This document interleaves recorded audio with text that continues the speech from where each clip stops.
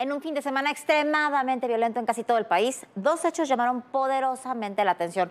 Por una parte, el asesinato de 10 personas en un rally en Ensenada, Baja California, muertos junto con dos operadores del cártel de los Arellano Félix, que era el motivo por los cuales iban estos sicarios tras ellos. En Ciudad Juárez hubo un ataque en pleno día a un centro comercial donde incluso se arrojaron bombas Molotov dentro de un cine. Y en Zacatecas secuestraron a un primo del senador Ricardo Monreal y obviamente primo también de sus hermanos, el gobernador David Monreal y el alcalde de Fresnillo, Saúl Monreal.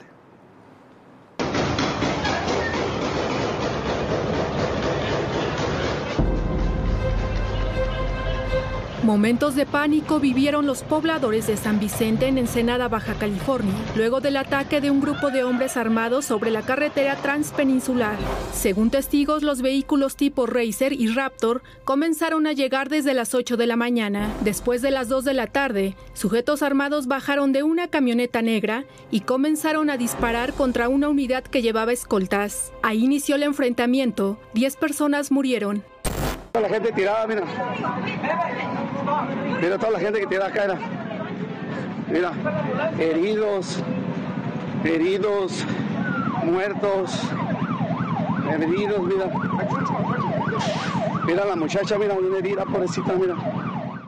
De acuerdo con medios locales, el objetivo del ataque habría sido Alonso Arámbula Piña, alias El Trébol, presunto integrante de los Arellano Félix, quien se dedicaba a la venta y distribución de drogas. Se habla también de la muerte de Iván, alias Scarface, integrante también de los Arellano Félix, además del delegado de San Antonio de las Minas, sin que esto haya sido confirmado. 48 horas después llegó el posicionamiento del gobierno estatal. Hubo una situación que evidentemente condenamos y lamentamos y que no va a quedar impune, y por esa misma razón, desde los primeros momentos en el que ocurrieron los hechos, se inició con un intenso operativo por parte de las Fuerzas Armadas que participan en el Estado. La Fiscalía informó que se trató de un enfrentamiento entre el Cártel del Pacífico y el de Tijuana. Se trata de personas que presuntamente forman parte de un grupo delictivo dentro de su estructura conocida como Cártel del Pacífico y otro con el Cártel de Tijuana. Otro hecho violento ocurrió el viernes por la noche en una sala de cine de Ciudad Juárez, Chihuahua. Videos en redes sociales muestran cómo los asistentes huyen luego de escuchar supuestas detonaciones y una explosión. Tras realizar una revisión de las instalaciones, se encontraron 3 bombas Molotov, pero 2 de ellas no detonaron. En cuanto a la supuesta balacera, no se hallaron indicios balísticos en el sitio. Mientras tanto, en Zacatecas, continuó la búsqueda de Pedro Ávila Rodríguez, primo del gobernador David Monreal, y el senador Ricardo Monreal, reportado como desaparecido el sábado junto con otras 2 personas. De acuerdo con testigos, la tarde del sábado en la localidad de Plateros, Pedro Ávila recibía productos en su local cuando hombres armados llegaron y se llevaron a las 3 personas, pero los hechos violentos ocurren prácticamente en todo el país. En Jalisco, 2 elementos de la Guardia Nacional murieron y 4 resultaron heridos durante una emboscada de civiles armados en el tramo San Juan de los Lagos a Lagos de Moreno. Una civil armada también fue abatida. De acuerdo con el reporte preliminar del gobierno federal, 233 personas fueron asesinadas el fin de semana en todo el país, un promedio de 77 homicidios dolosos cada día. Para ADN 40, Fuerza Informativa Azteca. Bueno, y otro fin de semana muy violento en todo el país. Cuando uno ve todos los estados que han tenido problemas, abarcan buena parte de la República Mexicana, son estados además donde los hechos de violencia toman características incluso inéditas, como ocurrió, por ejemplo, en Baja California. Mire usted, en Baja California se dio el tema que le mostrábamos de la muerte de 10 personas en un rally, en un enfrentamiento entre sicarios del cártel de Sinaloa y de los Arellano Félix. 10 muertos, un enfrentamiento que tiene décadas produciéndose. Ahora van a ser 30 años de la muerte del cardenal Posadas, muerto precisamente en un enfrentamiento entre los arellanos y en un intento de matar al Chapo Guzmán. Pero ahí está hay 10 muertos en Baja California. En Chihuahua hubo estos eventos que ha habido también terribles en Chihuahua del ataque en Ciudad Juárez a este centro comercial. En Zacatecas hemos tenido enfrentamientos, el secuestro de un primo del gobernador, del senador Ricardo Monreal. En Jalisco tuvimos enfrentamientos, la muerte de 2 miembros de la Guardia Nacional. En Tamaulipas tuvimos enfrentamientos, 5 elementos fueron muertos en un enfrentamiento con el ejército. En Veracruz, bueno, en Veracruz ocurre de todo. Entre lo que ocurrió en Veracruz fue el asesinato delante de su familia de un conocido cómico local y enfrentamientos en muchos lugares del estado. En Oaxaca, no lo quieren ver porque no lo quieren ver. En Oaxaca hay un enfrentamiento durísimo entre fuerzas criminales precisamente en el istmo de Tehuantepec y es la zona donde se construye este corredor transísmico entre Salina Cruz y Coatzacoalcos. Ahí se han asentado los criminales, con tráfico de drogas y tráfico de gente, Viviana. Bueno, Jorge, quizás lo que estás diciendo es lo más grave y lo más difícil para este corredor transísmico, porque efectivamente es una zona de mucho crimen organizado y si la idea es establecer comercios y más por ese corredor y transportar sobre todo mercancía, ¿qué va a pasar con este crimen organizado que sin duda va a querer empezar a cobrar piso? Bueno, por cierto, mientras mataban al comediante frente a toda su familia en Veracruz, escuche usted, y ya vio seguramente las imágenes, el gobernador Cuitlava García organizó una manifestación con funcionarios de su gobierno, de simpatizantes de Morena y también diputados locales frente a la Suprema Corte de Justicia. Ahí pusieron unos ataúdes con las fotos de la ministra Norma Piña, del ministro Pérez Dayán, con crucifijos, y fueron, además de todo, en esta manifestación agredidos 2 reporteros. Una manifestación escasa de asistentes, pero en un contenido muy vergonzoso y muy violento. Simpatizantes de la 4T siguen manifestándose contra los ministros de la Suprema Corte de Justicia de la Nación. Este sábado, cientos de personas, en su mayoría veracruzanos, llegaron a la sede de la Corte para denunciar lo que llamaron actos de corrupción del Poder Judicial. Los inconformes, algunos vestidos con toga y birrete, recorrieron el centro histórico con ataúdes. También llevaban una cruz de madera con los nombres de los ministros Norma Piña y Alberto Pérez Dayán. El evento fue encabezado por el gobernador de Veracruz, Cuitlava García, quien acusó al máximo tribunal del país de ponerse del lado del grupo político opositor al gobierno federal. Durante el mitin, 2 reporteros de Radio Fórmula fueron agredidos y corridos del lugar.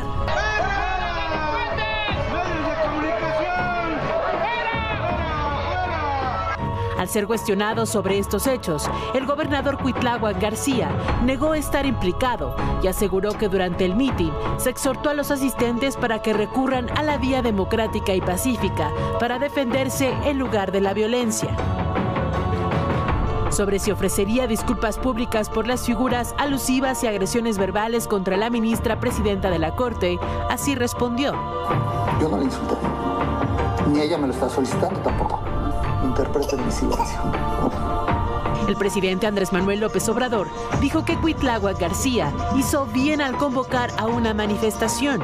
Según el gobernador de Veracruz, la manifestación del sábado fue el inicio de una jornada nacional del pueblo organizado que busca eliminar las redes de corrupción. Bueno, la manifestación, lo decíamos hace unos minutos en República MX, la manifestación del sábado fue vergonzosa, la participación del gobernador fue vergonzoso que en la mañanera se lo defendiera, hay una incitación a la violencia física incluso contra los miembros de la Suprema Corte de Justicia, presiones, y además se hace todo eso con dinero público, y que no diga el gobernador que él no supo nada y que no tenía nada que ver, él es el que convocó la reunión. Había muy poquita gente, 1.500 personas, vinieron en autobuses, la mayoría desde Veracruz. Él los convocó, él los llevó, él la encabezó, él es el responsable.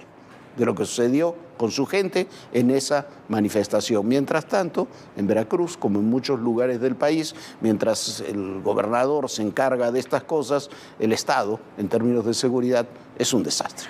Bueno, precisamente mientras el gobernador estaba aquí, hubo varios ataques a distintos bares y bueno, fue gravísimo. Pero bueno, ¿qué sucede?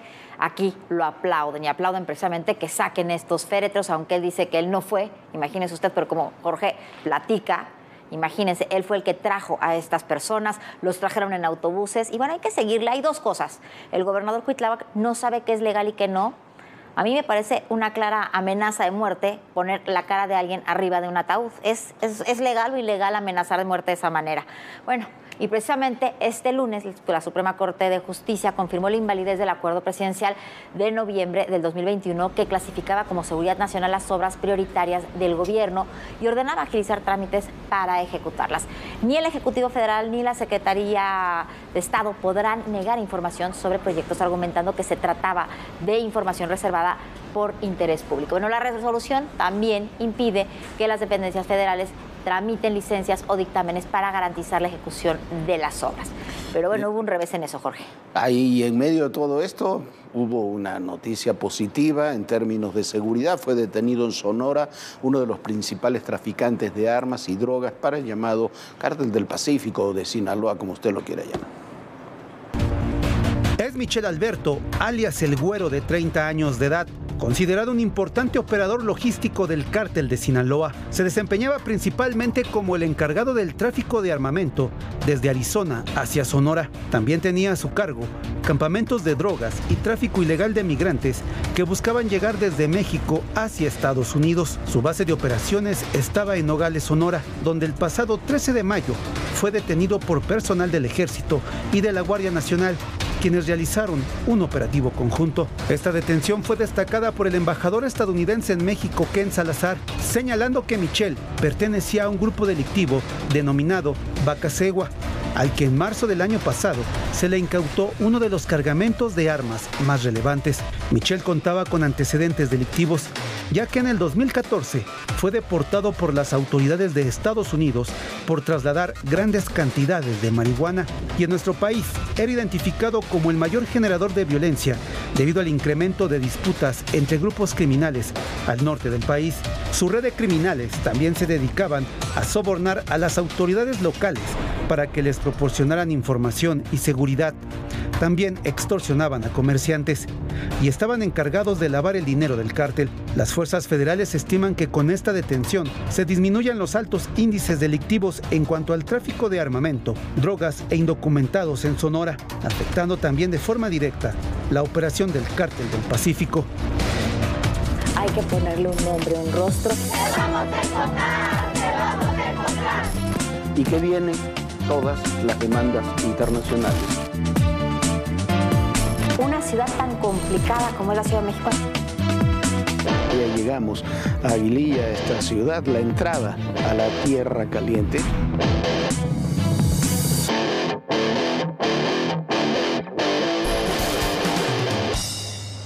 Pero antes de que ocurriera todo esto que le estamos contando, en una acción sorpresiva el viernes, el gobierno federal tomó el control en una expropiación indirecta. Decían que es un mecanismo que llamaron de utilidad temporal, un tramo de 100 kilómetros de vía férrea en el istmo que pertenece a Grupo México. El viernes apareció sin que nadie supiera, sin que no se lo esperaran, tomado por marinos. Hoy se dijo que se va a negociar, pero bueno, ya está tomado por marinos, a ver cómo se negocia. El gobierno federal defendió lo que llama ocupación temporal de 3 tramos de Ferrosur, propiedad de Grupo México. Porque no estamos actuando de manera autoritaria, estamos actuando de conformidad con la Constitución y las leyes. Aseguró que esta conexión estratégica entre el Pacífico y el Golfo de México es considerada de utilidad pública. Son nada más una parte de sus vías férreas, no son todas sus concesiones. Y lo que dijo el gobierno a través de un decreto es que esta será una ocupación temporal. Sin embargo, no dijo cuánto tiempo va a durar esta ocupación ni qué se requeriría para que se le pusiera fin. El presidente López Obrador dijo que previo al decreto y ocupación de la Marina, dialogó con el empresario Germán Larrea, pero no llegaron a un acuerdo. Querían que les pagáramos 9.500 millones de pesos. Siguen pasando los trenes de Grupo México. Si actuó la Marina es para cuidar que no haya un sabotaje. Dijo que su gobierno está listo para enfrentar procesos legales por esta decisión y que estudia otorgar una compensación a Germán Larrea, quien tiene el visto bueno de su gobierno para que incursione en nuevos negocios. No es propiamente una expropiación, ya que finalmente Ferrosur no tiene la propiedad de las vías, sino tiene una concesión para prestar el servicio de ferrocarril. Sí se trata, sin embargo, de un trato arbitrario por parte del gobierno de la República y no lo que esperaríamos en un país en que se respetara el Estado de Derecho. Por lo pronto, las acciones de Grupo México cerraron este lunes con una caída de 3%, con lo que acumulan una pérdida de 7.16% en 2 días. Esto representa una pérdida para los inversionistas de casi 46.710 millones de pesos. En tanto, la Canacintra expresó su preocupación ante la ocupación temporal de las vías férreas de Ferrosur en Veracruz. Señaló que la medida manda un mensaje negativo al impulso económico en el sur del país. Mira, a usted le puede gustar o no Germán Larrea, la forma que lleva sus negocios, ese es otro tema. Pero lo cierto es que sí es un acto autoritario. Es que sí, claro, no puede, como decía muy bien Sergio en esta intervención, Sergio Sarmiento, no es una expropiación porque no se puede expropiar lo que es del Estado y esto es una concesión, no es una propiedad, para decirlo muy apropiadamente, una propiedad del Grupo México. Pero lo que hace el decreto, que está pésimamente mal redactado, usa la ley de expropiaciones para justificar esta toma temporal sin establecer tampoco el tiempo. El presidente después hoy dijo en la mañanera, se deben haber dado cuenta que el que redactó eso lo redactó con las patas, que bueno, entonces iban a quitar la concesión de ese tramo y después habló de esto de los 9.500 millones, que aparentemente es verdad, pero es por los compromisos que una empresa tiene en ese tramo, que le había propuesto al gobierno construir ellos una vía alterna, paralela, para que cada uno llevara sus propios negocios. ¿Por qué? Porque esta empresa tiene contratos con empresas de México y de Estados Unidos para trasladar en ese tramo distintos productos, distintas materias primas. Eso es lo que no se contempló, pero sobre todo lo que faltó, como falta en casi todas las cosas, es política para poder llegar a un acuerdo en algo que era muy factible porque había muchas vías para poder resolverlo, para poder llegar a ese acuerdo. Sí, pero sin duda había que demostrar el poder. Y como si faltaran problemas, el Popocatépetl ha estado en intensa actividad, ha tenido estallidos, tremor sísmico y ha cubierto de ceniza Puebla y Tlaxcala. Se han provocado cierres en el aeropuerto capitalino y caos aéreo. Estamos ya en alerta amarilla tras a nada en el límite de la evacuación. Por supuesto, no se pierda toda la señal de ADN 40 porque estamos monitoreando muy de cerca la actividad del volcán para poderle dar información. Estuvo el tremor muy fuerte y salimos como a la 1 de la mañana y se veía todo rojo, vamos, el fuego que tiene el cráter. ¿no? Escuchamos los rugidos del Popo. ¿Se oye impactante? Se oyeron rugidos muy fuertes de la tierra y había vibración y todo eso. El estado de Puebla se mantiene en alerta debido a la actividad intensa del volcán Popocatépetl. En las últimas horas, el volcán tuvo 5 exhalaciones, 1.389 minutos de tremor y 2 explosiones moderadas.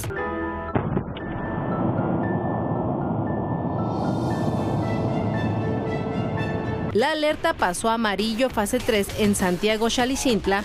Por ello, autoridades y pobladores permanecen atentos. Elementos de Protección Civil Municipal y la Policía Estatal recurrieron a las calles de esta comunidad para informar a los pobladores. El Centro Nacional de Prevención de Desastres explicó que no se va a realizar ninguna evacuación, pues no existe ningún riesgo para la población en este momento. Hasta el momento se han habilitado 205 albergues en distintas comunidades para ser utilizados en caso de evacuación.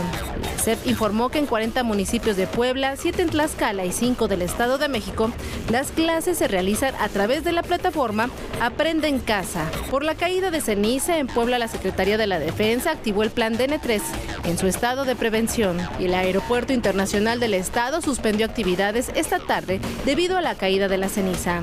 El cierre se determinó hasta las 7 de la mañana cuando se evaluarán nuevamente las condiciones de la infraestructura. En la Ciudad de México también reportaron 1,207 vuelos afectados desde el fin de semana por la caída de ceniza. El servicio ya fue reactivado, pero muchos pasajeros tuvieron que esperar por varias horas. Bueno, esperemos que no pase a mayores todo lo que ocurre con el Popocatépetl, pero pase a mayores o no, va a ser otro evento más en el que vamos a estar extrañando profundamente al Fonden. ¿Por qué? Porque desde que se quitó el Fonden, la ayuda no de esto de los albergues y demás que funciona bien, porque lo hace muy bien el ejército mexicano con el plan DN3. La ayuda que tiene que llegar después, la que tienen que dar los municipios y los estados, esa es la que no llega, porque no hay recursos, no hay Fonden para que tengan recursos los estados y los municipios para ayudar a la gente damnificada. Vamos al caso de Roxana, esta joven que fue condenada a 6 años de cárcel por reacción extrema, dijo la juez que llevó su caso, al matar a su violador. La Fiscalía de Justicia del Estado de México dijo que se desistiría de esta acusación, ya que ya había sido absuelta, que ya había quedado todo finalizado en su caso, pero faltan todavía detalles, puntos para que Roxana quede totalmente en libertad.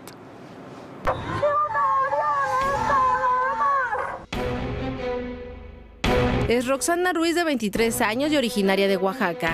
Mañana se llevará a cabo la audiencia que dictará sentencia absolutoria a su favor.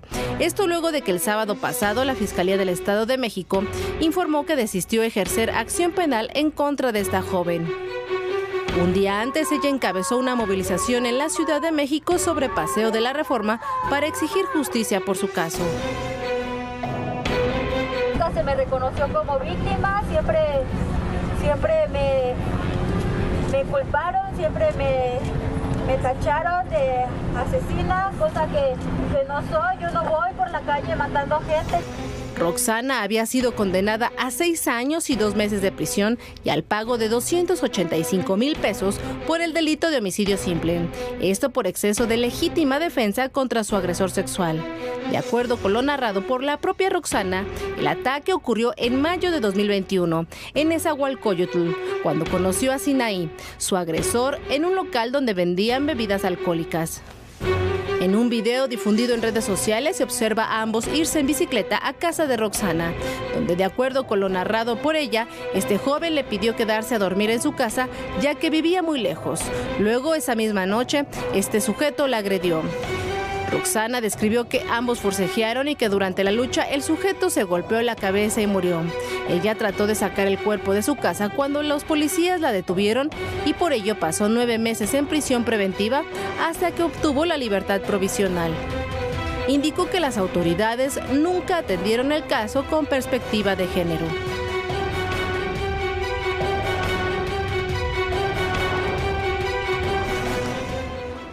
Bueno, es que en verdad no entiendo la resolución de la juez. ¿Qué puede ser exceso de fuerza de una mujer contra un hombre cuando éste quiere abusar sexualmente de ella? Bueno, y ayer, en otro tema, cerró la Embajada de México en Perú en un verdadero desastre diplomático por el apoyo de nuestro gobierno al depuesto expresidente Pedro Castillo y sobre todo por la negativa de México de traspasar la presidencia de la Alianza del Pacífico a Perú, que ya le toca. En Perú no hubo un golpe de Estado como ha habido en otros lugares, funcionan los 3 poderes, el golpe de Estado lo intentó dar precisamente Castillo, desapareciendo los otros poderes y bueno, esto no se permitió. La embajada cerró quemando la bandera para evitar, dijeron, futuros agravios. Sí, es un desastre, un desastre. Mientras esto ocurría, con 11 votos a favor, 3 en contra y una abstención, la Comisión de Relaciones Exteriores del Congreso de Perú declaró persona non grata al presidente López Obrador por su intervencionismo en Perú. Esta moción también rechaza las declaraciones del mandatario en contra del gobierno de Dina Boluarte. La medida pasará al Pleno del Congreso, donde se discutirá para ser aprobada o rechazada.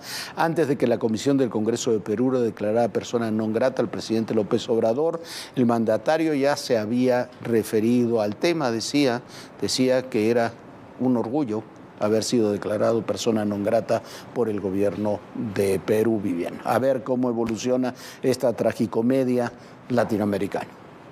Medio día gratis, ¿no? Pero bueno, ya nos vamos. Lo invitamos a que se una a nuestras redes sociales, consulte los contenidos de Todo Personal. Es muy fácil, se va a símbolo QR que aparece en pantalla y ahí puede escanear y puede ver todo lo que aparece en esta plataforma. Están muchos reportajes especiales, los narcolaboratorios y distintas historias que estoy segura que va a disfrutar muchísimo. Así que, si puede, métase al YouTube de ADN 40. Descanse, sueñe bonito y, por supuesto, nos vemos mañana en punto de las 11 de la noche. Buenas noches, Jorge. Buenas noches, Viviana, y recuerden, el poder y en la política todo, pero absolutamente todo es personal. Gracias.